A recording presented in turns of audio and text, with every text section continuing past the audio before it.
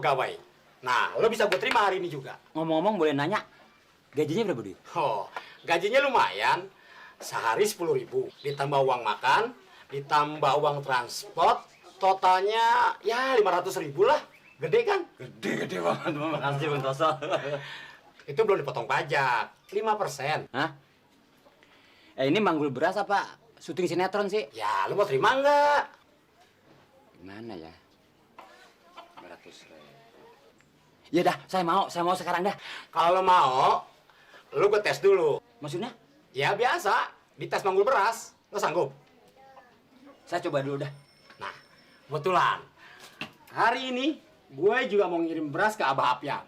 Nah, lo lihat nih ke belakang. Yuk. Oh, berasnya di belakang? Iya. Iya.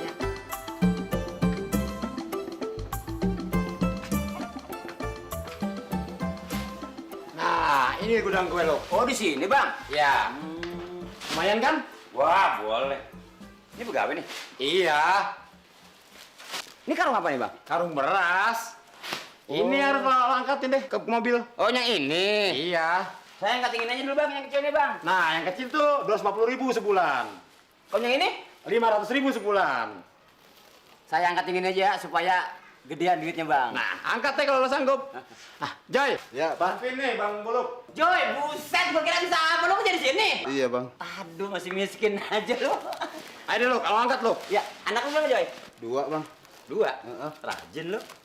Udah lama kerja sini lu? Lama juga, cepet lah.